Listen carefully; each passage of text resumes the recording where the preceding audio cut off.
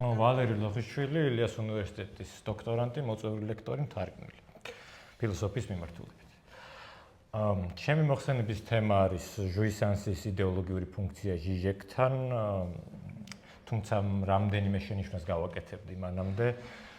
ეს გასაგებია, რომ ეს იდეოლოგიის თეორიაში ფსიქოანალიტიკური ცნებების გადატანას გულისხმობს, მაგრამ ჟიჟეკის მიერ ეს გადატანა ცნებების სახში შემთხვევაში ცოტა ბუნდოვანებას წარმოქმნის, იმდენად რამდენადაც ხანდახან არ ემთხვევა ხოლმე ლაკანის აზროვნების განვითარების ზოგიერთ პერიოდს. მოგეხსენებათ, ლაკანის ფსიქოანალიზში მისი ცნებების მნიშვნელობა აზროვნების განვითარებასთან ერთად იცვლება და ეს პერიოდიზაცია რთულია.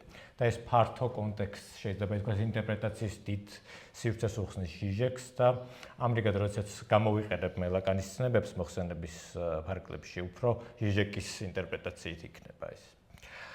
დასაწყისისთვის მინდა ერთი ციტატი დავიწყო, რომელიც აღწერს ზოგადად ჟიჟეკის ფილოსოფიურ პოზიციას.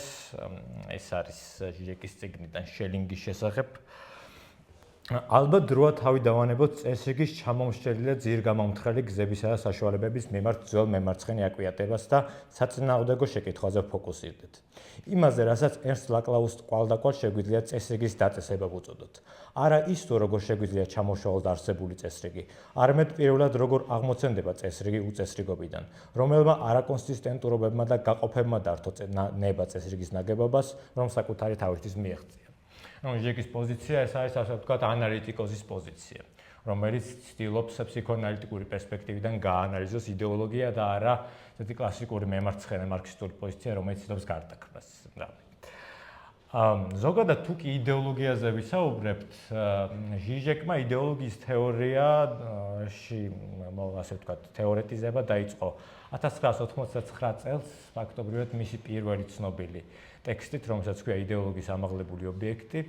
და ამ დროს დასავლურ აკადემიურ წრეებში, როგორც ჟიჟეკი აღწერს, ძალიან პოპულარული იყო შემდეგნაირი თეზისი და ამან უკვე შემდგომში ამას უკვე ხელი შეუწყო საბჭოთა კავშირის გრევამაც, რომ იდეოლოგიები დასრულდა.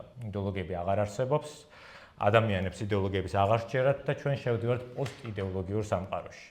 და ეს მთავარი თეზისი ამ წიგნის, რომელმაც ჟიჟეკმა გამოსცა 99 წელს, არის სწორედ ამ თეზისთან დაპირისპირება, რომ ჟიჟეკი ამბობს, რომ აი ეს თეზისის გაჩენის მიზეზი არის ის, რომ ჩვენ სინამდვილეში არ გვესმის რა არის თანამედროვე იდეოლოგიის სტატუსი ან იდეოლოგიის სტატუსი როგორც ასეთი. თუ კი თანამედროვეობაში იდეოლოგიურ სტატუსზე ვისაუბრებთ, მაშინ ჟიჟეკი უპირისპირდება ცნობილ მარქსისტულ თეზისს იდეოლოგიის განმარტებისა, მათ ის არიციან, მაგრამ ისინი ამას აკეთებენ. ეს არის ციტატა კაპიტალიდან, ანუ თითქოს იდეოლოგია არის რაღაც ისეთი, რაც არიცი, მაგრამ ამას მაინც აკეთება რა. არსებობს დისტანცია იდეოლოგიურ ილუზიასა და რეალობას შორის. და ამ თეზისს პეტერ სლოტერდაიკზე დაყრდნობით ჟიჟეკი დაუპირისპირდება შემდეგი თეზისით, რომ მათ მშვენივრად იციან, რა სჭადიან, მაგრამ მაინც აკეთებენ ამას. უფრო კონკრეტულად ჟიჟეკი ამ ველს, აი ამ მდგომარეობას უწოდებს ცინიზმს. ჟიჟეკს შემოაქვს ესეთი ცნება, ცინიზმი როგორც იდეოლოგიის ფორმა, რომ თანამედროვე იდეოლოგიაში ფორმა არის ცინიკური. როგორ გახდა იდეოლოგია ცინიკური? ისევ პეტერ სლოტერდაიკზე დაყრდნობით ჟიჟეკი ცინიზმს უკავშირებს ჩაგრულ კლასებში გაჩენილ ერთ კულტურულ ტრადიციას, რასაც თავად უწოდებს კინიციზმს.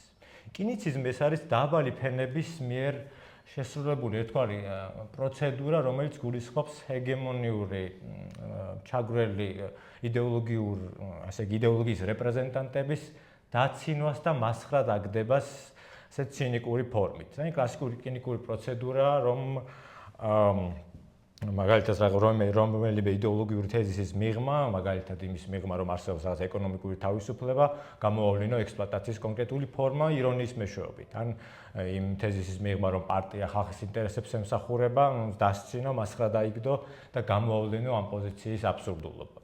და ცინიზმი ჩნდება როგორც პასუხი ამ კინიკურ დივერსიაზე, რომ ესე იგი ჰეგემონიური ძალების პასუხი რა არის? აი შენ კი მიგდებ მე მასხრად, მაგრამ ჩემი პოზიცია შემდეგია, მეც აღარ მჯერა ამ იდეოლოგიური ჭეშმარიტებების, მეც აღარ მწამს მისი, მაგრამ მისადმი დამორჩილებას, იგივე საქმიანობის გაგრძელებას ვაპირებ ღიად, ცინიკურად და ჩემი ფორმა უკვე არის ტრანსპარენტული ძალადობა.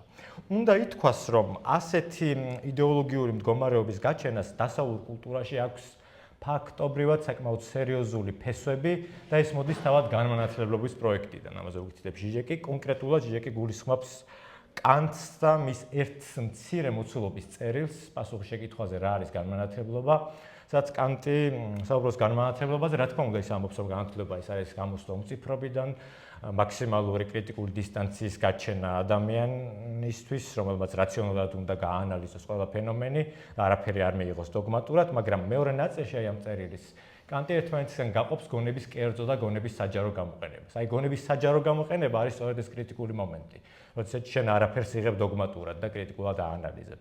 მაგრამ გონების კერძო გამოყენებაში, როდესაც რაიმე სისტემის ნაწილი ხარ, არმიის, სახელმწიფო სტრუქტურის, რაიმე კომპანიის დაწესებულების, მაშინ შენ არ გაქვს ეს კრიტიკული დისტანცია, ამ კრიტიკული დისტანციის გამოვლენის უფლება და ვალდებული ხარ უსიტყვოდ დაემორჩილო ზემგობთა ბრძანებებს. თუ ხარ ჯარისკაცი და გიბრძანებენ, რომ შენი აზრით სამხედრო თვალსაზრისით არასწორი სამხედრო მოქმედება განახორციელო, შენ ვერ გააკრიტიკებ რა, შენს გონებას საჯაროდ ვერ გამოიყენებ.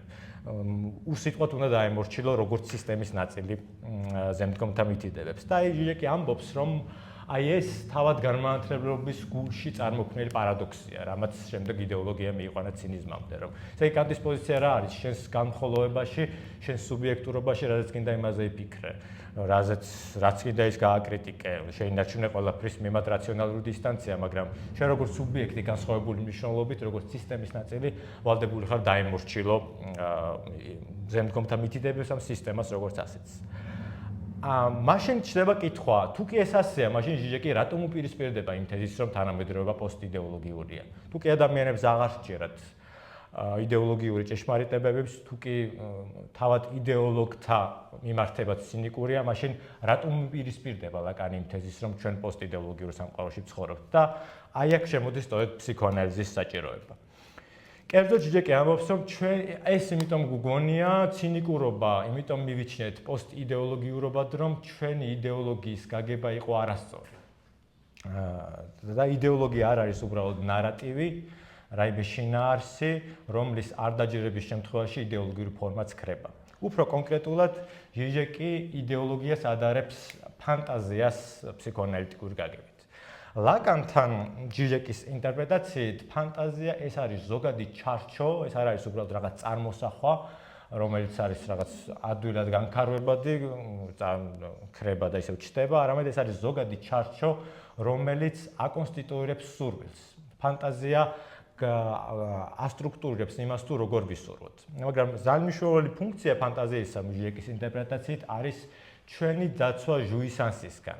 ჟუისანსი ეს ლაკანიანური ცნება, რომელსაც ქართულად თარგმნიან როგორც ტკბობას, გულისხმობს სიამოვნებისა და ტკივილის სინთეზს ჟიჟეკის ინტერპრეტაციით.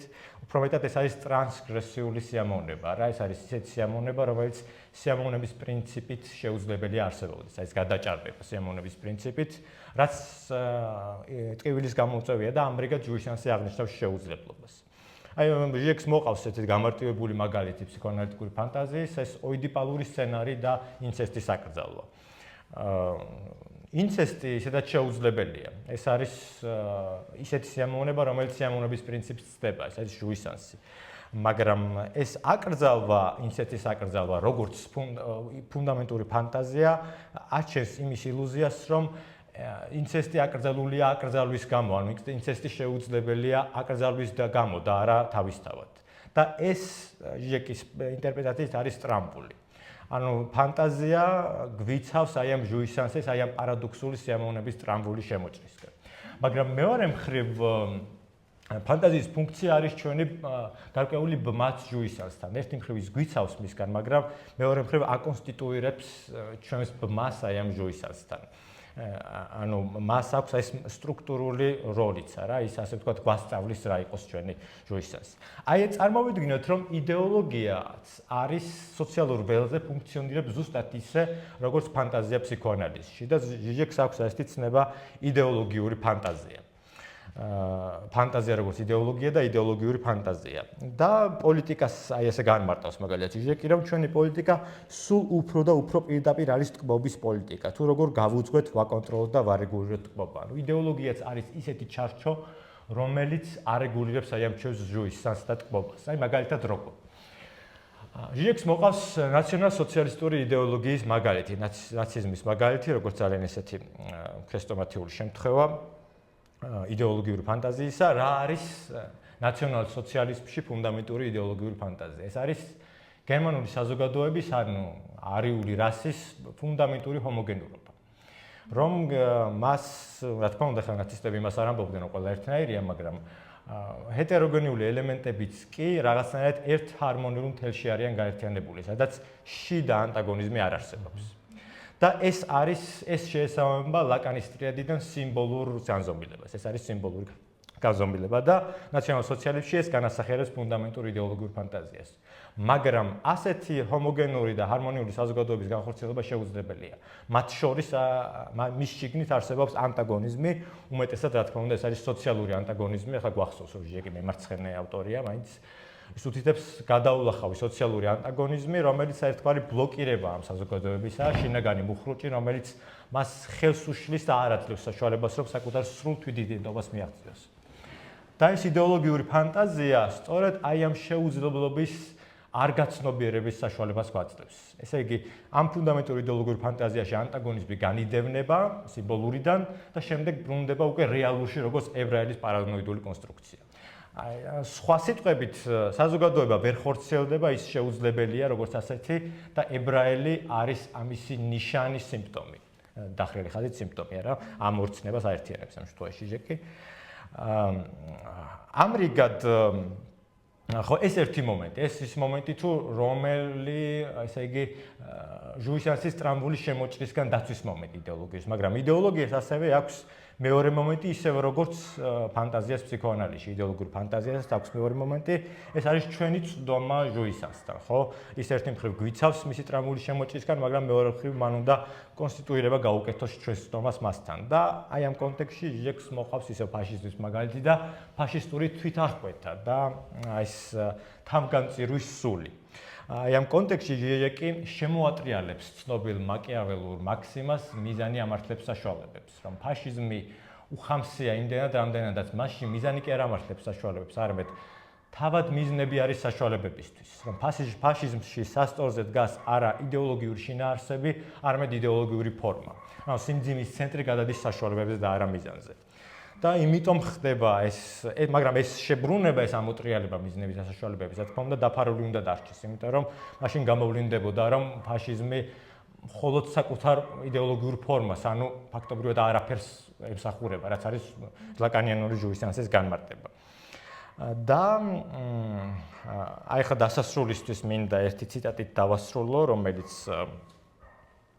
ეკუთვნის ერნსტ იუნგერს, რომელიც არის გერმანელი ნაცისტებთან დაახლოებული მწერალი პირველ რიგში და თეორეტიკოსი, სამხედრო იყო პირველად პროფესიით, მონაწილეობდა ორივე მსოფლიო ომში და აი ეს ჟიჟეკის, ქვია, იუნგერი აი ამ ციტატაში აღწერს ტკივილთან შეერთებას როგორც კულტურული გარდაქმნის საშუალებას. და აქ ჩანს აი ამ შიგნით აი ამ იდეოლოგიურ თეზისში გახსნილი პარადოქსული სიამოვნება ჟუისანსი. ჰეროიკული და კულტის სამყარო ტკივილთან სრულად განსხვავებულ ურთიერთობას ამყარებს, ვიდრე გრძნობელობის სამყარო. მაშინ, როცა ამ უკანასკნელში მიზანი ტკივილის მარგინალიზაცია და სიცოცხლის მისგან დაცვაა, პირველი შემთხვევაში საქმე გვაქვს ტკივილის ინტეგრაციასა და ცხოვრების ისევ ორგანიზებასთან, რომ ადამიანი ყოველთვის მზად იყოს მის წინააღმდეგ საბრძოლველად. აი აქ ჟიჟეკი ამას ბუნებრივია ჟიჟეკი არ ციტირებს, ეს ჩემი შედარება იყო, მაგრამ აი ამ კონტექსტში მნიშვნელოვანია ჟიჟეკის ის თეზისი, რომ თუ გვინდა გავიგოთ იდეოლოგია, უნდა გვესმოდეს ის, რომ იდეოლოგიაში ყველაფერი იდეოლოგიური არაა და მასში არ არის იდეოლოგიური ის, რაც არის ყველაზე მთავარი. და ეს არის სწორედ ეს პარადოქსული სიამოვნება ჟუისანსი, რომელიც არის პრეიდეოლოგიური, წინა იდეოლოგიური და რომლის გარშემოც უნდა აიგოს იდეოლოგიური კონსტრუქცია, დრო თუ მაქვს იდეოლოგიური კონსტრუქცია.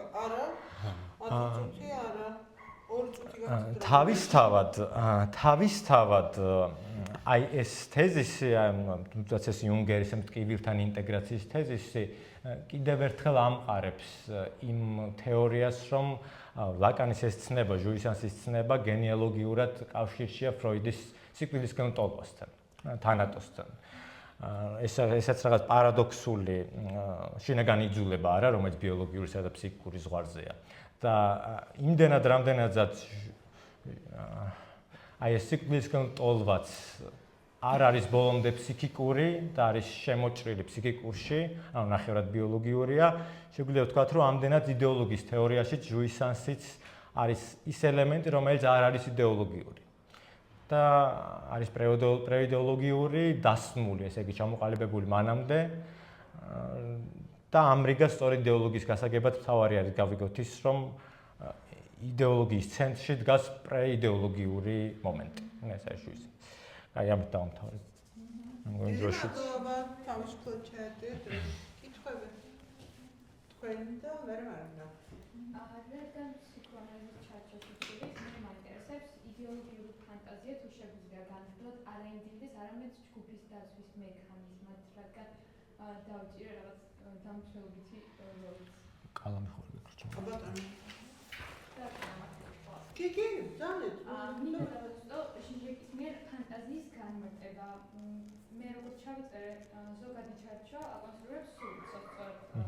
და მაინტერესებს თუ შეგვიძლია გავაგებოთ illuziasთან, რომელსაც ფროიდი განმარტავს, როგორც რომელიც დაკავშირებულია ასევე სულზე, wishful thinking, აი ამასთან დაკავშირებული ფროიდის მიერ განმარტებული illusia და თითქოს გავს ფანტაზია და ფროიდის მიერ შემოთავაზებული illuziis განმარტება ერთმანეთს მაინტერესებს თუ სწორად დავჭირე ის გავს რა.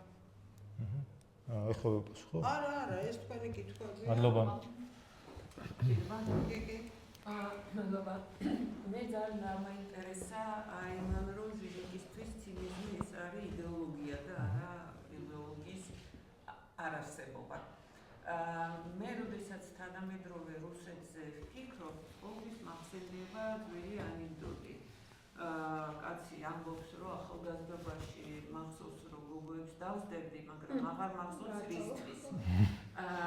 იდეოლოგიის არქონის პირობებში ხა ადრე იყო რაღაცა იდეოლოგია, რისთვისაც მას ზუდათ ამერიკა, ხო?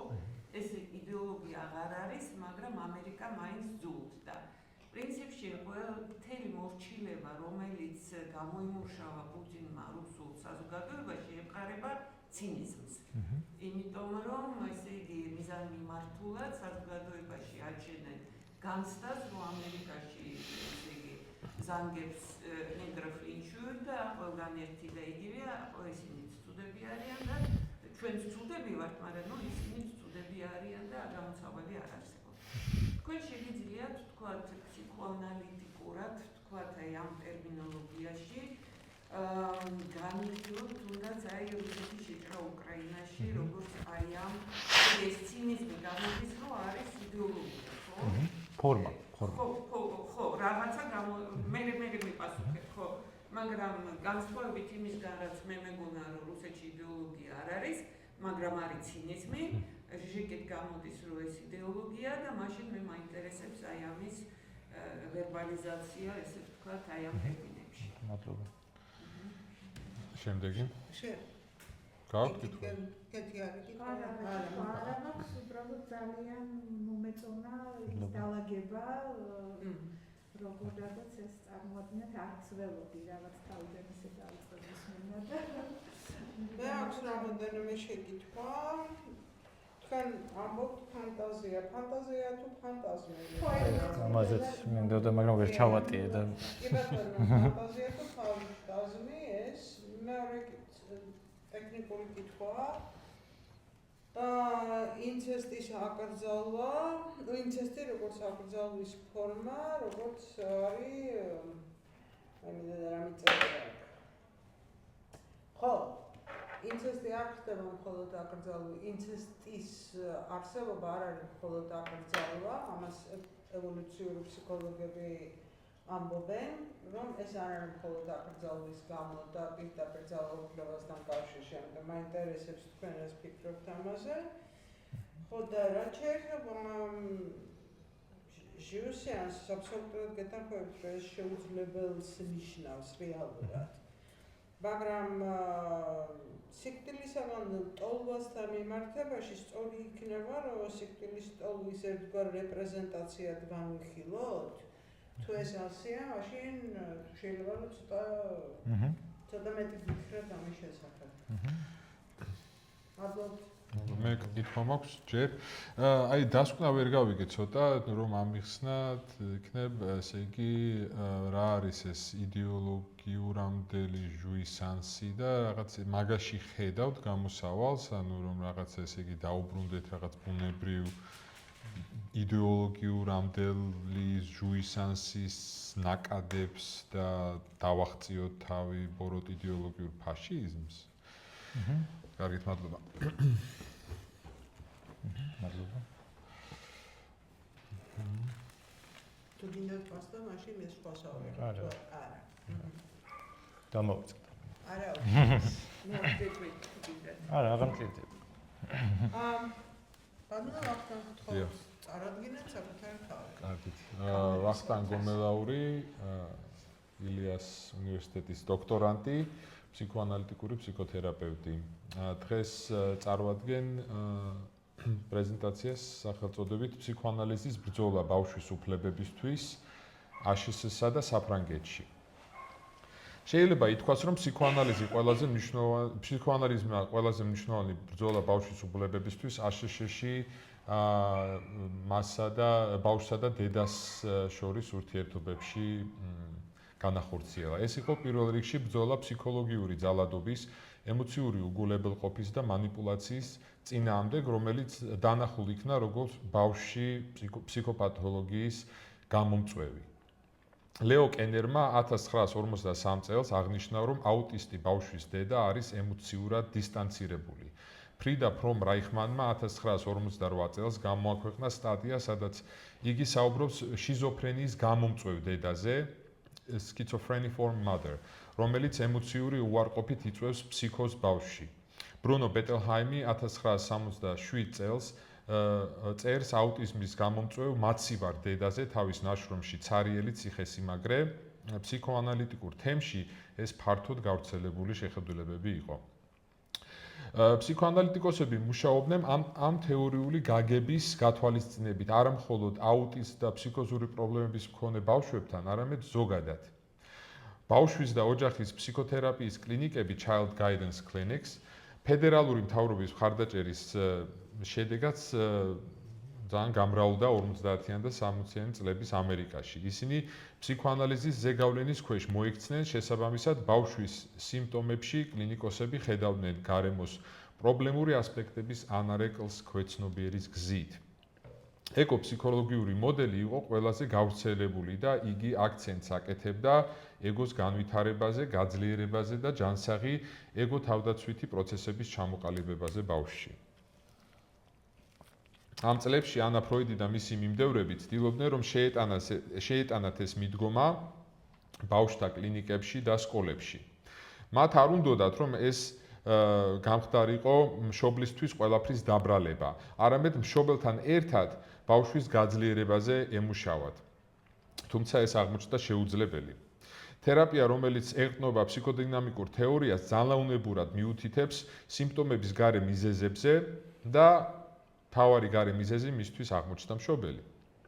შეუძლებელია ფსიქოანალიზის წარმოჩენა როგორც უკონფლიქტო მიდგომის. თითქმის ყოველთვის საუბარი არის იმაზე, თუ რა უნდა გააკეთოს მშობელმა სხვანაირად. შესაბამისად იმაზე, თუ რა ეშლება მას.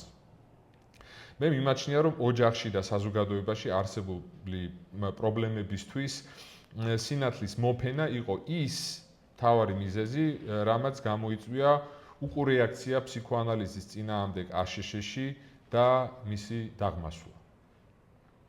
უკაცრავად წინდება გაიგო. რამაც გამოიწვია არა, დასაწყისი რამაც. რომ ოჯახში და საზოგადოებაში არსებული პრობლემებისთვის სინათლის მოფენა იყო ის მთავარი მიზეზი, ამას გამოიწვია უკურეაქცია და დაღმასვლა. ფსიქოანალიზი ამერიკაში მოვიდა ნიუ-იორკის გზით, მაგრამ ნიუ-იორკი არ იყო ის ადგილი, რომელშიც იგი გავრცელდებოდა ფართო მასებში. ნიუ-იორკში სუფევდა ფროიდიანული ორთოდოქსია, ფსიქოანალიზი უნდა ყოფილიყო კლასიკური, ხანგრძლივი და შესაბამისად ძვირადღირებული.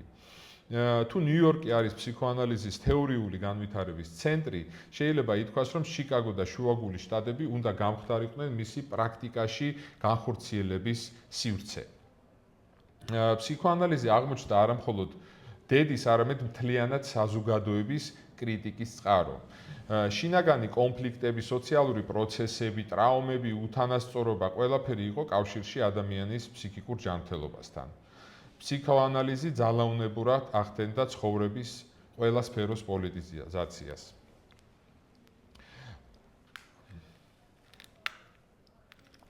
სამოციანი წლების ბოლოდან დაიწყო ძლიერი რეაქცია ფსიქოანალიზის დომინაციაზე. უნივერსიტეტებში და საავადმყოფოებში ფსიქოანალიტიკოსები ჩაანაცვლეს ემპირიკოსებით და ბიოლოგიური ფსიქიატრიის მიმდევრებით. ფსიქოანალიზის წინააღმდეგ გაერთიანდა სამი დიდი ძალა. მშობელთა კავშირები, რომლისთვისაც მიუღებელი იყოს თუ როგორ აბრალებდნენ ფსიქოანალიტიკოსები ბავშვის პრობლემებს მშობლებს, კათოლიკური ეკლესია, რომელმაც გახსნა თავისი ფსიქოთერაპიული კლინიკების ქსელი და მიიღო ფედერალური მთავრობის მხარდაჭერა 60-იანი წლების ბოლოს და მესამე დიდი ძალა იყო აშშ-ში შეიარაღებული ძალები. მათ ჰქონდა დიდძალი ფინანსური რესურსი, რომ დაეფინანსებინათ ფსიქიკური ჯანმრთელობის კვლევები და მათ გადაწყვიტეს ბიჰევიორისტულ ბიოლოგიური კვლევების მხარდაჭერა. შეიძლება ითქვას, რომ ეს სამი ძალა დაუპირისპირდა ფსიქოანალიზს როგორც კულტურული რევოლუციის და ახალგაზრდობის მხარდაჭერ მიდგომას და მათ მხარეზე მდგომს. დღესდღეობით აშშ-ში ფსიქოანალიზი მარგინალიზებულია და კოგნიტურ-ბიჰევიორული და სამედიცინო ბიოლოგიური მოდელი დომინირებს. ისინი ითვლებიან უფრო ხარჯ-დეფექტურად და ყველასთვის მისაღებად. მომჭირნეობის პოლიტიკა მითამაშა მნიშვნელოვანი როლი ამ პროცესში, მაგრამ მომჭირნეობის პოლიტიკის მეორე მხარეა კონტროლზე აგებული საზოგადოება და სახელმწიფო და ფსიქოანალიზი, რომელიც სუბიექტს თავისუფლად საუბრის საშუალებას აძლევს, პირდაპირ ეწინააღმდეგება ამას. ბავშვისადმი ფსიქოანალიტიკური მიდგომის ფართო დანერგვა აღმოჩნდა ყველაზე პროვოკაციული მოვლენა ფსიქოანალიზის ისტორიაში აშშ-ში და იგი აგრეთვე ჩაიძირა ფსიქოანალიზის ტიტანიკთან ერთად. ახლა გადავიდეთ საფრანგეთზე. სხვა სიტუაცია გვაქვს საფრანგეთში.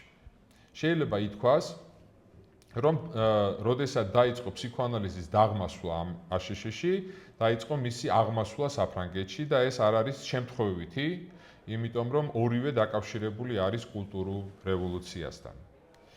60-იანი წლების მეორე ნახევრამდე საფრანგეთში მხოლოდ რამდენიმე ასეული ფსიქოანალიტიკოსი მოღვაწეობდა და ისიც მხოლოდ პარიზში. 60-იანებში გარდამტეხი პროცესები დაიწყო.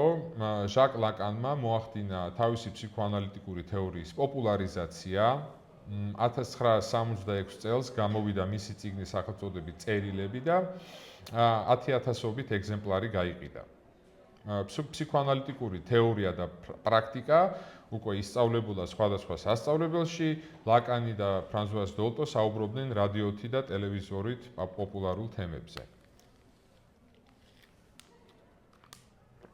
1968 წლის პარიზის სტუდენტური პროტესტების შემდგომ მთავრობამ გადაწყვიტა განეხორციელებინა რეფორმები განათლების და ჯანდაცვის მიმართულებით. მიზანი იყო რადიკალი ინტელექტუალების და სტუდენტების განეიტრალება სისტემაში მათთვის ადგილის გამოყოფის გზით. მათ მიეცათ სივრცე აკადემიაში, რომ განევითარებინათ თავისი იდეები და ისე წარემართათ ფსიქოლოგიური და ფსიქიატრიული სერვისები, როგორც ეს მათ მიაჩნდათ სწორედ. ამ პროცესების შედეგად 70-იან წლებში ლაკანის სკოლა ძალიან გაიზარდა. მე არ შევალ იმ უთვალავი ბრძოლის დეტალებში, რომლებიც ლაკანიანური მოძრაობის ისტორიაში მოხდა, მაგრამ საბოლოო ჯამში გამოვყოფ ორ მთავარ ლაკანისტურ ცენტრს, რომელიც ჩამოყალიბდა 1991 წელს მისი გარდაცვალების შემდგომ. ეს არის ჟაკ ალან მილერის ხელმძღვანელობით არსებული ფსიქოანალიტიკური ინსტიტუტები და ალან ვანიეს და მისი კოლეგების ორგანიზაცია, რომელიც ფუნქციონირებს საუნივერსიტეტო ბაზაზე, შეიძლება ითქვას. ალან ვანიეს და მის ჯგუფს მიაჩნიათ, რომ ისინი არიან უფრო პლურალისტურები, გახსნილები და ნაკლებად დოგმატურები. ერთ დროს მაოისტი მილერი წლების განმავლობაში პოლიტიკურად უფრო ცენტრისკენ გადაიხარა, ხოლო ვანიეს ჯგუფი შეიძლება ითქვას მემარცხენია და აგრეთვე უფრო ახლოს არის დელუზის და გატარის პოსტსტრუქტურალისტურ ფილოსოფიასთან, რომლებიც უარყოფდნენ სიმბოლურ ავტორიტეტს და კანონის აუცილებლობას და მისგან განთავისუფლებას ქადაგებდნენ. ბავშვის უფლებებისთვის მთავარი მებრძოლი ფრანგულ ფსიქოანალიტიკურ სკოლაში იყო ფრანსუას დოლტო. მის ყველაზე ცნობილ წიგნს ეწოდება La cause des enfants, რაც შეიძლება ქართულად ითარგმნოს როგორც ბავშვის უფლებებისთვის ბრძოლის ეგიდით. რუსულად არის ნათარგმნი როგორც ბავშვის მხარეზე, на стороне ребёнка. დოლტო იყო კათოლიკე და მისთვის ბავშვი იყო დაბადებიდანვე წმინდა ღვთაებრივი სიმბოლიზმის მატარებელი. დოლტოს მიაჩნდა, რომ ბავშვს უნდა უსმინოთ როგორც მეტყველების სუბიექტს. ლაკანის სტრუქტურულ თეორიაზე დაყრდნობით იგი ამტკიცებდა, რომ ბავშვთან მშობელს უნდა ჰქონდეს ცხადი და გასაგები კომუნიკაცია, არ ატყუებდეს მას, უხსნიდეს მას თუ რატომ ხდება ესა თუ ის მის ცხოვრებაში, აუხსნას რატომ მოიქცა იგი არასწორად. მას მიაჩნდა, რომ ბავშვმა შეიძლება მიიღოს ისეთი ცოდნა, რომელიც გასაგებს გახდის მის გამოცდილებას და იმას თუ როგორ უნდა მოიქცეს იგი. შეიძლება ითქვას, რომ ეს მიდგომა არ არის ბოლომდე ლაკანიანური. მიუხედავად იმისა, რომ ლაკანი იყო სტრუქტურალისტი, მას მიაჩნდა, რომ სტრუქტურას, ცოდნას აქვს თავისი ლიმიტები, ენა ვერ ახდენს რეალობის სრულ სტრუქტურირებას და იმას, რაც არის სიმბოლიზაციის მეტყველების მიღმა, ლაკანი უწოდებდა რეალურს. როდესაც მშობელი უწესებს ბავშვს შეზღუდვებს, იგი აძლევს ბავშვს საშუალებას, რომ მშობლის სიმბოლური ავტორიტეტის მეშვეობით ჰუმანიზირებული კონტაქტი დაამყაროს ამ მიღმიერთან, რეალურთან. მას მიაჩნდა, რომ ფსიქოანალიზის მიზანი არა ის არის, რომ ადამიანმა ბოლომდე ამოავსოს სიმბოლურში ასებული ეს სიცარიელე ცოდნით, არამედ მიიღოს, რომ ყველაფერს ბოლომდე ვერ გათვლის. ლაკანს მიაჩნდა, რომ ადამიანმა პასუხისმგებლობა უნდა აიღოს თავის თავში იმაზე, რაც სცდება ცოდნის კონტროლს, მის თქმობაზე და მოქმედებაზე. ყველაფრის გაგების და ახსნის მცდელობას ლაკანი მიიჩნევდა უსაზღურულობის ფანტაზიად. ამაში მდგომარეობს ფუნდამენტური სხვაობა ლაკანსა და დოლტოს და აგრეთვე 1968 წლის თაობის ახალ ლაკანიანელებს შორის. მათ მიაჩნდათ, რომ არ უნდა არსებობდეს პირდაპირი ძალაუფლების მქონე ავტორიტეტი, რომ ყველაფერი ჰარმონიულად, დიალოგით და დემოკრატიულად უნდა გვარდებოდეს. მაგრამ ლაკანი ამტკიცებდა, რომ აბსოლუტური ურთიერთგაგების მიღწევა ილუზიაა. მისთვის ზუსტად ამ მომენტში ხდება ფსიქოანალიტიკური წარმატების მიღწევა, როდესაც ფსიქოანალიტიკოსი განაცდევინებს პაციენტს საზრისის დაუსრულებელ, გახლეჩილ და არასრულყოფილ ბუნებას. ეს არის ფუნდამენტურად, რასაც წარმოადგენს კასტრაცია ზღურის გამოკვეთას საზრისში. როგორ თქვით? სასრულობას, ხო. ლაკანი ეუბნება 1968 წლის თაობას. თქვენ ხართ ისტერიულები, ისტერიულად უპირისპირდებით ავტორიტეტს, მაგრამ როგორც ნებისმიერ ისტერიულს, გინდათ ახალი ავტორიტეტი, ახალი მბრძანებელი. დოლტოსთვის ეს ახალი ავტორიტეტი არის უმციკლო ბავშვი, რომელიც მუდმივად სიმართლეს ღაღადებს. იგი ახდენს ბავშვის იდეალიზაციას იმ თვალსაზრისით, რომ ბავშვი მისთვის მუდმივად ამბობს სიმართლეს, რომელიც არის საჭირო განკურნებისთვის, განთავისუფლებისთვის და სამართლიანობისთვის. თუმცა ბავშვის მეტყველებასთან ერთად შეიძლება დაიკარგოს უფროსის სიმართლე და ის სტრუქტურული როლი, რომელიც უფროსმა უნდა ითამაშოს ბავშვის ცხოვრებაში. როგორც არას მთქმელმა, არას, რომელსაც ყოველთვის ვერ ექნება განმარტება და ახსნა. უფროსმა უნდა მოусმინოს ბავშვს, მაგრამ ბავშვმაც უნდა მოусმინოს უფროსს. და არა როგორც თანასწორს, არამედ როგორც ავტორიტეტს სიტუაციაში ძალაუფლების მქონეს და ამ ძალაუფლებაზე პასუხისმგებლობის ამღებს. სლავoj ჟიჟეკი ძალიან კარგად ხსნის თუ რატომ არის ზუსტადაც ბავშვის ინტერესში, რომ იგი იყოს იერარქიულ სტრუქტურაში. ავტორიტეტის მქონება ამბობს: წახვალ ბებიასთან გინდა თუ არა, დამემორჩილები, იმიტომ რომ მე ესე ვამბობ. მე ვარ მამაშენი. ბავშვს შეუძლია შინაგანად გაუწიოს წინააღმდეგობა, იფიქროს, კარგი წავალ, მაგრამ ამას მხოლოდ იმიტომ ვაკეთებ, რომ მიბრძანეს. ჩემი სურვილი ეს არ არის. ან არ წავიდეს და დაისაჯოს. პოსტმოდერნული ლიბერალური მამა ამბობს: შენ ბებიას ძალიან ახარებს შენი ნახვა, მაგრამ რა თქმა უნდა, მხოლოდ იმ შემთხვევაში წადი თუ მოგინდება. მე არასოდეს გეტყვი რა უნდა გააკეთო. აქ ბავშვი არამხოლოდ იმ შემთხვევაში იგრძნობს თავს დამნაშავედ თუ არ წავა, არამედ იმ შემთხვევაშიც თუ წავა და ეს შინაგანად არ ენდომება. მას უნდა უნდოდეს კიდევაც.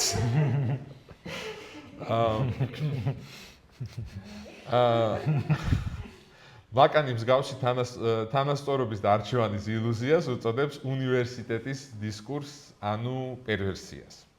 პერვერტი ლაკანისთვის არ არის შეურაცხყოფელი სიტყვა, იგი აღნიშნავს ერთის მხრივ ფანტაზიას, რომ ყველაფერს შეიძლება მოეძებნოს ახსნა, რომ შეიძლება ისეთი ნეიტრალური გარემოს შექმნა, რომელშიც არავინ არ შეიზღუდება და ყველაფერი ობიექტურად სამართლიანი იქნება, ხოლო მეორეს მხრივ გულისხმობს, რომ პერვერტი მუდმივად ახდენს ვიღაცის ფეტიშიზაციას. უნივერსიტეტის დისკურსიდან, ანუ პერვერტის პოზიციიდან მოქმედი ლაკანიანელები კლინიკაში და სწავლებაში ახდენენ ორი რამის ფეტიშიზაციას: ბავშვის და ფორმაციაში მყოფი სტუდენტის. დღეს მე ვსაუბრობ მხოლოდ ბავშვის ფეტიშიზაციაზე. რაც პოლიტიკას არ ვეხება.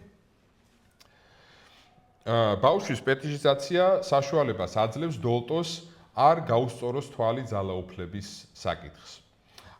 არ არის შემთხვევითი, რომ მწვანე სახლის სახელწოდებით ცნობილი კლინიკა, რომელიც მან გახსნა, მხოლოდ ოიდიპალურამდელი ასაკის ბავშვებს 0-დან 6-მდე ემსახურებოდა. ეს მას საშუალებას აძლევდა კონცენტრაცია გაეკეთებინა ბავშვის სიმბოლურ მეტყველებით ველში შემოსვლაზე და არა ამ ველში ოიდიპალურ კვეთასთან და სიმბოლურ ავტორიტეტთან კავშირის დამყარების პროცესზე. რაც ეხება ბავშვის უფლებებს, სად არის ის ოქროს შუალედი, რომელშიც ისინი რეალურად შეიძლება იქნენ გათვალისწინებულნი? ეს ვერ იქნება ამერიკული სიჩუმის და კონტროლის მოდელი, დოლტოც და ვინიკოტიც მართლები არიან, რომ ბავშვს სჭირდება ყურადღება, მოსმენა, გაგება და საუბარი. არ შეიძლება ბავშვის მუდმივი მანიპულირება და მოტყუება მასზე კონტროლის დამყარების მიზნით. იგი უბრალოდ დაკარგვავს სიმბოლურ წყობისადმი ყველანაირ ნდობას და წარმოსახვით სამყაროში ან აუტიზმში გადაეშვება. საჭიროა საკმარისად კარგი დედა, მაგრამ რა ხდება საკმარისობის მიღმა? რა არის იმ ზრუნვის მიღმა, რომელიც საკმარისია? გარკვეული შეზღუდვა, გარკვეული უპირობო ავტორიტეტთან გადაკვეთა. შეუძლებელია მუდმივად ყველაფრის ახსნა ბავშვისთვის, როგორც აშშ-ში, ისევე საფრანგეთში. ამას ვერ უშველის ვერც გრძელი დეკრეტული შვებულებები, ვერც ფრანგული სოციალური სახელმწიფო, იმიტომ რომ თავად სიმბოლური კომუნიკაციის სტრუქტურული თვისებაა ეს დაუსრულებლობა და შეზღუდვა. ენა არის არასაკმარისი ყველაფრის მუდმივად ასახსნელად. ბავშვს სჭირდება ვიღაცა იმისთვის, რომ ზოგჯერ დასვას წერტილი, თქვას არა, გაავლოს ზღვარი. ოჯახური სტრუქტურა გულისხმობს, რომ არსებობს მშობელი და არსებობს შვილი, სხვადასხვაგვარად ადგილი აქვს ქაოსს. ფროიდს ეს აქვს კარგად ახსნილი თავის ნაწარმოებში მოსე და მონოთეიზმი, სადაც იგი აჩვენებს, რომ სიმბოლური კანონის მატარებელი მამის გარეშე თავს იმკვიდრებს აბსოლუტური ძალაუფლების მქონე პრემორდიალური პერვერტი მამა, რომლისთვისაც არ არსებობს შეზღუდვა. ნუ თუ ეს არ არის ის ემპირიული ახალი მამა, რომელიც არ აღიარებს სუბიექტურობას და ინდივიდუალურობას. ჩემი აზრით, ზუსტად ეს არის კოგნიტურ-ბიჰევიორული ავტორიტეტი, რომელიც ფსიქოანალიზის ადგილას ცდილობს მოსვლას. და მას ვერ დაუპირისპირდება პოსტმოდერნული ფსიქოანალიზი, რომელიც ფილოსოფიურად მის წანამძღვრებს და დისკურსულ მდგომარეობას ფაქტიურად იზიარებს.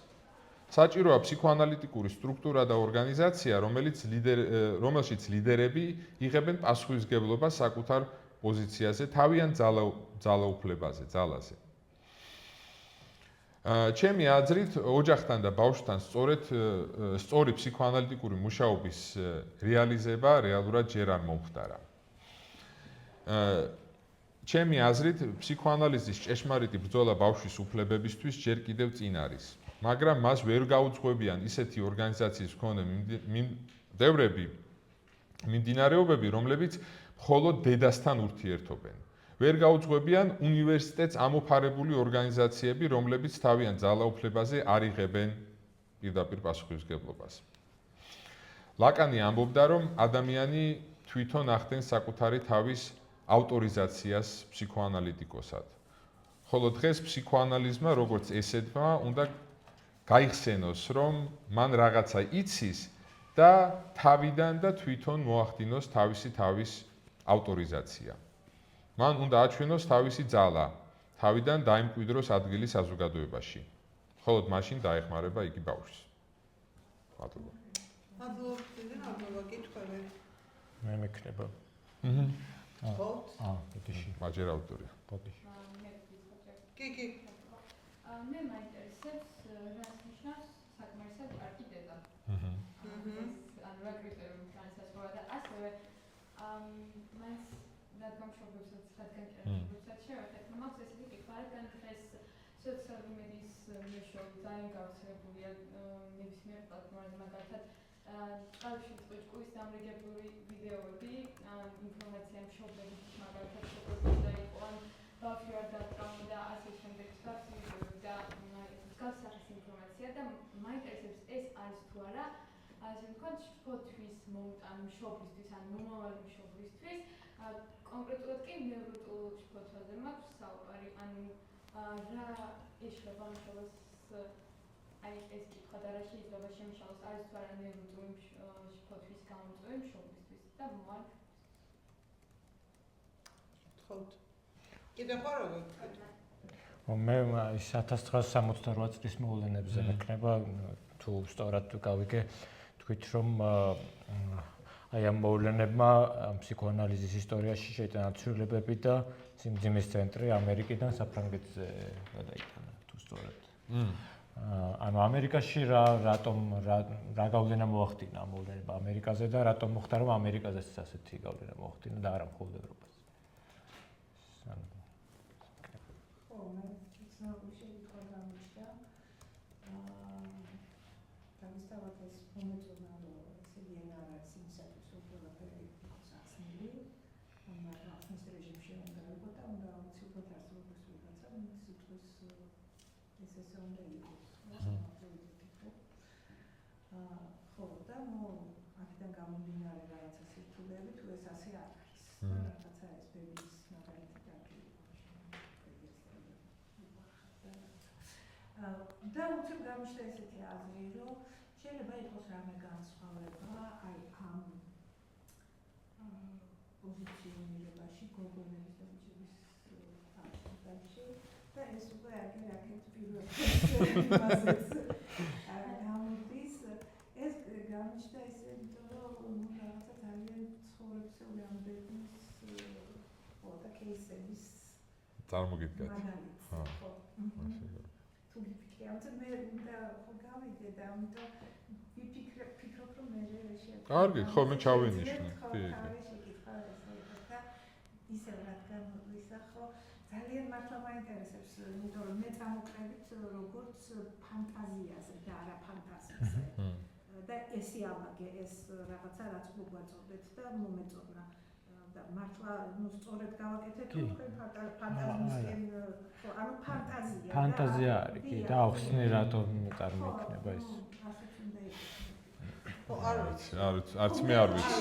მე ამაზე ბევრი დრო მაქვს ზახარჯული ამ არა, კაცო, არ გედავები, კანკია. არა, კი არა, უბრალოდ პრობლემური ესა ვახტანგ, მე ერთი წმინდა ტექნიკური სახის შეკითხვა.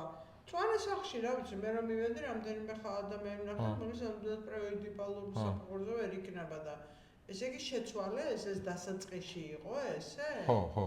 ანუ მისი გარდაცვალების შემდგომ შეიცვალა პროფილი და გოლტოს გარდაცვალების შემდეგ? დიახ. ყოყოლია და ავტორიტეტი რა გინდა? ხო, ეხლა ცოტა უფრო ესეთი არატექნიკური შეკითხვა, რომელიც პასუხი მაინტერესებს. განცხადება, რომ ფსიქოანალიზს როგორი ლიდერი სჭირდება. ნუ ახლა ფსიქოანალიზი მისთან ლიდერები ყავდა, რომ მეტი არ ვარგა და გუშინ იყო მშვენიერი დემონსტრირება, რომ ამ ლიდერების ჭრილქვეშ არიან ისევ.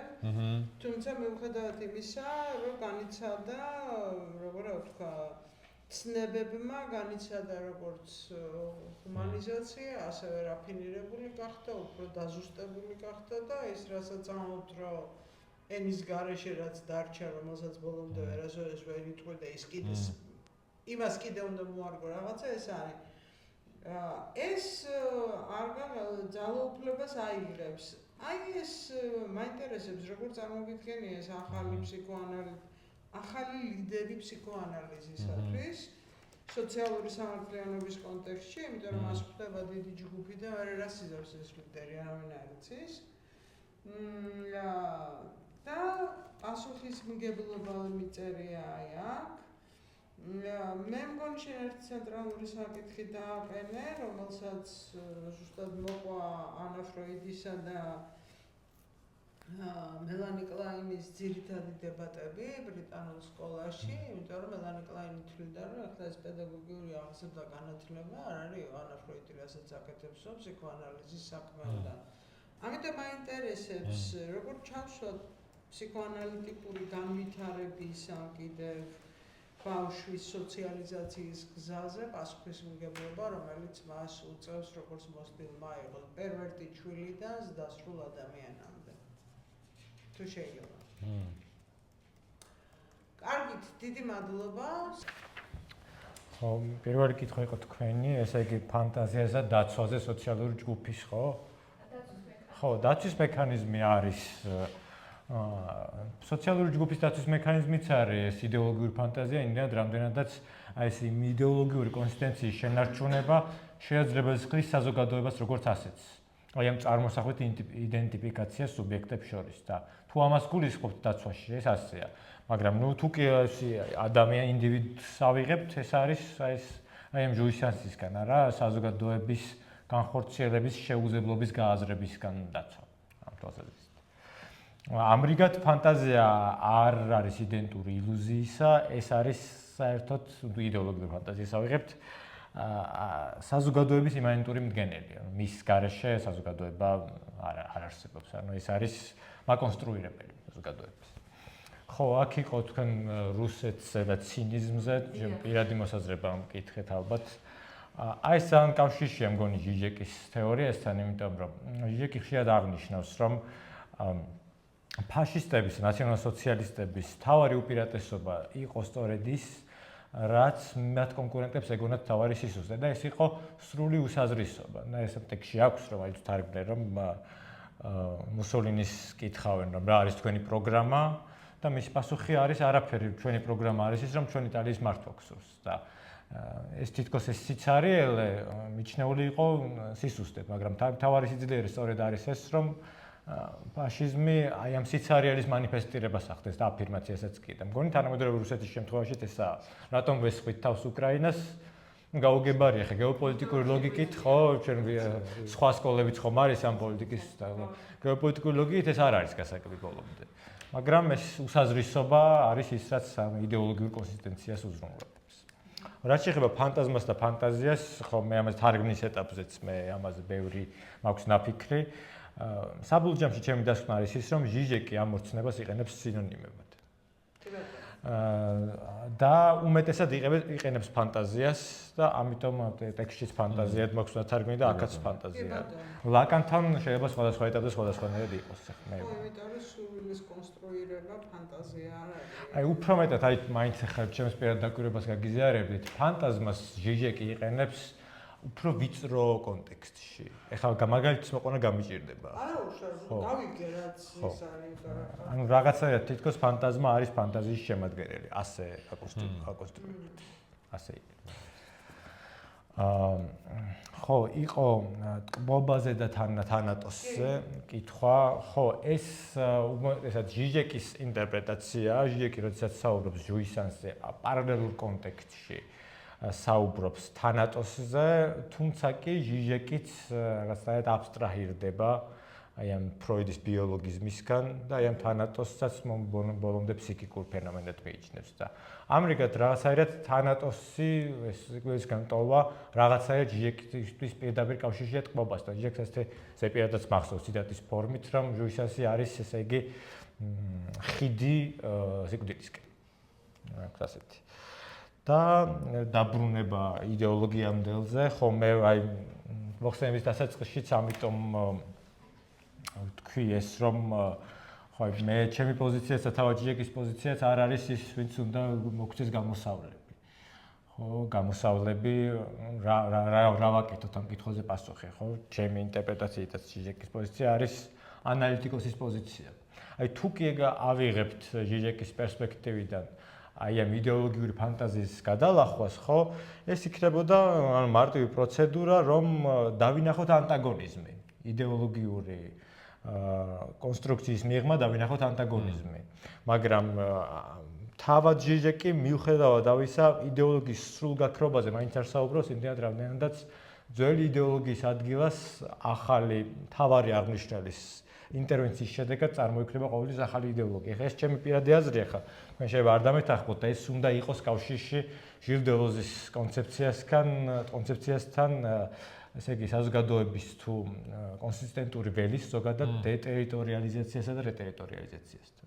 აი ამ დეტერიტორიალიზაცია, ხო, რომელიც გულისხმობს ამ იდეოლოგიური ფანტაზიის გადალახვას, აი ამას გარდაულად მოყვება რეტერიტორიალიზაცია, რა ჟიჟეკის ენაზე არის ახალი მთავარი აღნიშნულის ინტერვენცია, რომელიც რეტროაქტიურად გადაწერს ყველა სხვა აღნიშნულს და შექმნის ახალ კონსტრუქციას. შეხედე დეტერიტორიალიზაცია, რეტერიტორიალიზაცია არ გულისხმობს იდეოლოგიურში ანტაგონიზმის დანახვას, ის გულისხმობს ჩამოშლას დეტერიტორიალიზაციის პროცესში და ნუ რეტერიტორიალიზაციაზე მან დიდად არ ხდება ესე იგი ფსონის დადება, უფრო ხდება იმაზე, რომ დეტერიტორიალიზაციის შედეგად იქნება გარკვეული ბუნებრივი ჰორიზონტალური დინება პროცესების.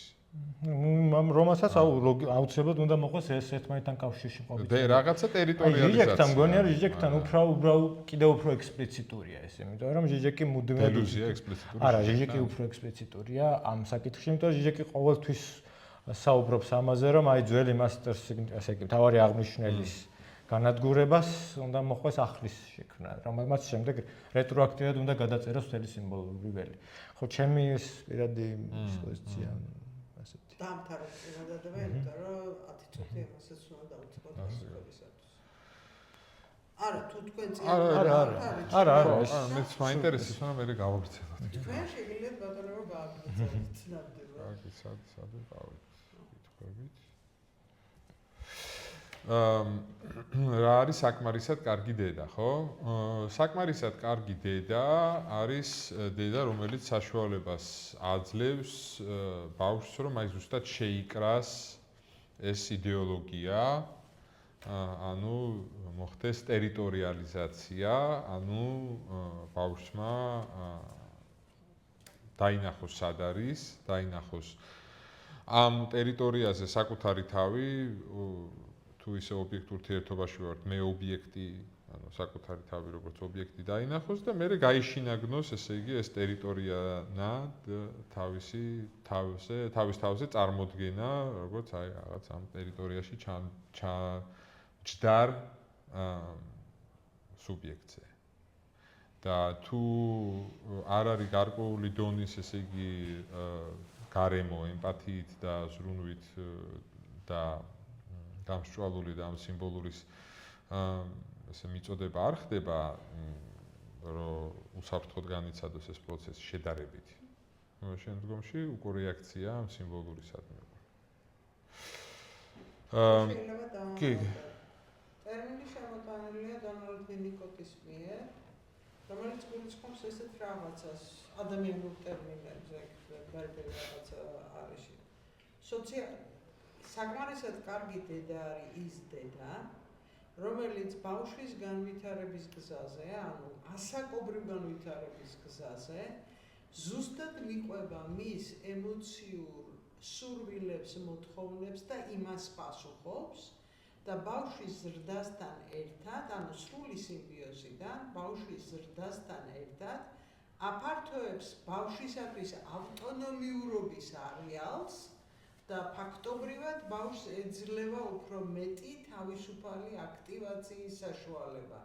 დედა რჩება როგორც მაყურებელი არა პატიმრების გაკებით, დედა რჩება მზრუნველი, ოღონდ იმას გულში აღარ აყავს ჩაკრული. ანუ ოვერქია ზემზრუნველობას ან უგულებელყოფას არ ახორციელებს. ამის კლასიკური მაგალითი შეგვიძლია, ოღონდ ეს ჩემი მაგალითია. ეს არის მაგალითი, როდესაც თქვენ მიდიხართ საღამოს, დედა გეკითხებათ, რომ რომელ საათზე დაბრუნდები და შენ პასუხობ, რომ 12-ის მერე მოვალ. დედა ჩუმათარ და გეუბნება, კარგი, 12-ის მერე მეწოდინე ვარ რომ მოხვალ. ანუ ასეთ შემთხვევაში თქვენ მოგცეს სრული ავტონომია, მიუხედავად იმისა, რომ ის არ აძლევს თავს უფლებას, თქვენ ხმამაღლა გითხრათ, რომ არ შეიძლება რომ ცოტა უფრო ადრე მოხვიდე. ანუ ის აღიარებს თქვენს დასრულობას, მიუხედავად იმისა, რომ განცდისეულად თქვენ შეიძლება ისო მისთვის ჩვილი ხართ. აი ეს არის, ოღონდ ეს მიყვება აი დღიდან დაბადებისა, აი ესე. აი კი არის როგორ კი არის აღზრდის სტილთან, თუმცა ვინიკოტი ამას აღზრდის სტილთან არ აკავშირებს. ბოდიში. არაფერი. ბოდიში. ანუ როგორც ხედავთ, ეს ყველაფერი ხდება მამის გარეშე. არა, რაც მამაზე შეუძლია იგივე გააკეთოს. არა, ხომ არა, არ არის საჭირო. ნუ ფაქტიურად ეს დისტანციის გაზრდა და ეს ესეთი არა ავტორიტეტული სტილია აღზრდის ბავშვის. ანუ იქ ეს გადაჭრითი არ არის საჭირო ფაქტიურად. ნელ-ნელა გადიხარ ჩრდილში მორჩა. ხო და რაც ეხება ნევროტულ შფოთვას იწვევს თუ არა ექსპერტების საუბარი ტელევიზიაში, არა ნევროტულ შფოთვას არ იწვევს.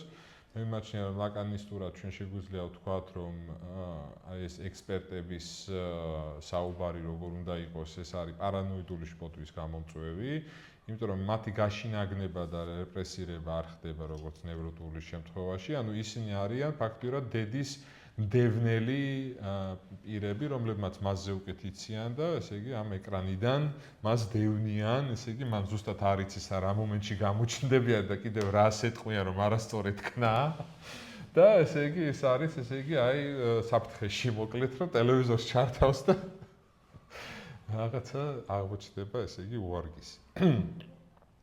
კითხვა, ესე იგი 1968, ну, ამერიკაში იყო, ესე იგი 1967 წელს იყო სიყვარულის ზაფხული ერქვა და მაშინ აჩვენეს, ესე იგი ამ ხიპებმა თავისი ძალა და სხვათა შორის აი გადამწყვეტი მომენტი, მე ვიკვლიე საერთოდ სეინტ-ლუისში, მისურიში, როგორ მოხდა ეს ჩანაცვლება. მან მოხდა სეინტ-ლუისის რევოლუცია საერთოდ, მან ჩაანაცვლეს პირველად თავი ფსიქოანალიტიკოსები ტიპებით, რომლებიც მერე იქვე შექმნეს DSM-ი.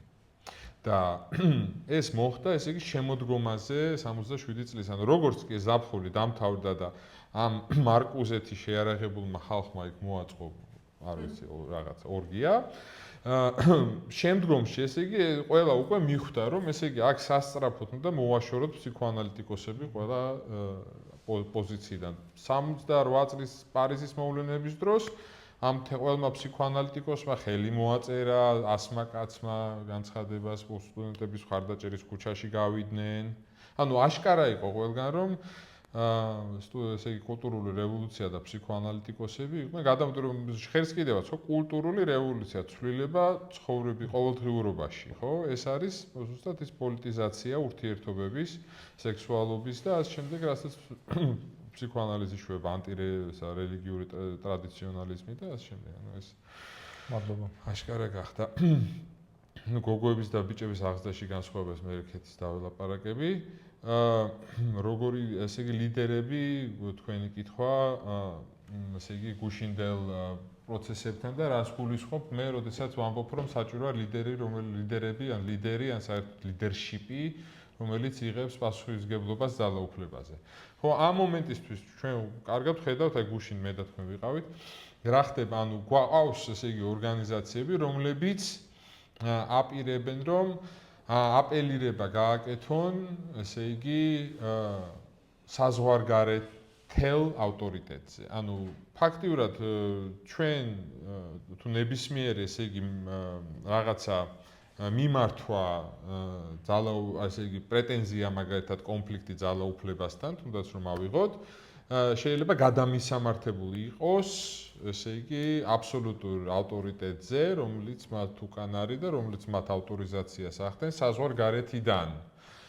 შესაბამისად, მე მიმაჩნია, რომ ფსიქოანალიტიკური ურთიერთობა არის, უნდა იყოს, ანუ აქ და ახლა არა იმ ხრივ, რომ ფიზიკურად აქ და ახლა.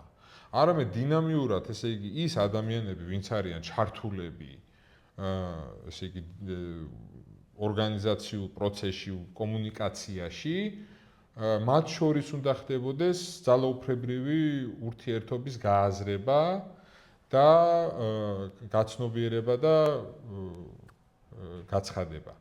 და როდესაც საუბარია იმაზე, რომ მე არაფერ შუაში არა ვარ, ესეა იქ და მე უბრალოდ იმაშვები, რაც მითხრეს, აი ეს არის ზუსტად ის, ესე იგი, ესე და განმანათლებლური ჯარისკაცის პოზიცია, რომელიც უბრალოდ ასრულებს დავალებას. ხო და ამიტომ ესე იგი აქ არის ფაქტიურად ეს ტყუილია, იმიტომ რომ ფაქტიურად ფაქტია რომ ყოველთვის ესე იგი კონკრეტულ ადგილას, კონკრეტულ საზოგადოებაში ვიღაცას აქვს ძალაუფლება კონკრეტულ ორგანიზაციაში და აქ საუბარია იმაზე, რომ ლაკანისტური მიდგომა არის ის, რომ ადამიანმა აიღოს სრული პასუხისმგებლობა მის ორგანიზაციაში ძალაუფლების ქონაზე. ისევე როგორც ჟაკალან მილერს აქვს, მაგალითად, აღებული პასუხისმგებლობა ის არის მეტრი იმ ორგანიზაციაში. და შესაბამისად უკვე მან შეიძლება ისტერიზაციაც და მან შეიძლება რეალურად სივრცის შექმნა იმისთვის, რომ რაღაცის გაანალიზება, სიმბოლიზაცია მოხდეს. მაგრამ როდესაც ესაც ყველაფერი შევსებულია ამ ნეიტრალობით და ამ აპელირებით, ესე იგი რაღაცა, ესე იგი უმციკლო და ევროპელებმა ზუსტად იციან პროცესი, იმითი დისკურსით. მერე უკვე ძალიან რთულია იქ რაღაცის ჩაყვეხება. აი ეგ არის რაც ხდება ზოგადად, ну ზოგადად ხო, ანუ არის რა თქმა უნდა ძალიან დახურული, ესე იგი, ორგანიზაციები და ყველაზე პრობლემურია, როდესაც ორგანიზაცია აცხადებს, რომ არის ღია და არის, ესე იგი, სრულიად გახსნილი და ნუ ეს უბრალოდ არის ეს ზუსტად ზღაპარი. ყველაზე ფანტაზმატური ზღაპარი. უკვე ესეც საკითხი არა, ცოტა ინსტიტუციურ იმაშიაც გავდივართ. ძალიან დიდი მადლობა, რაც თავარია დიდი მადლობა ჩვენს პანელისტებს. დიდი მადლობა თქვენ მობრძანებისათვის და უკვე წარმატებას გისურვებთ. მადლობა.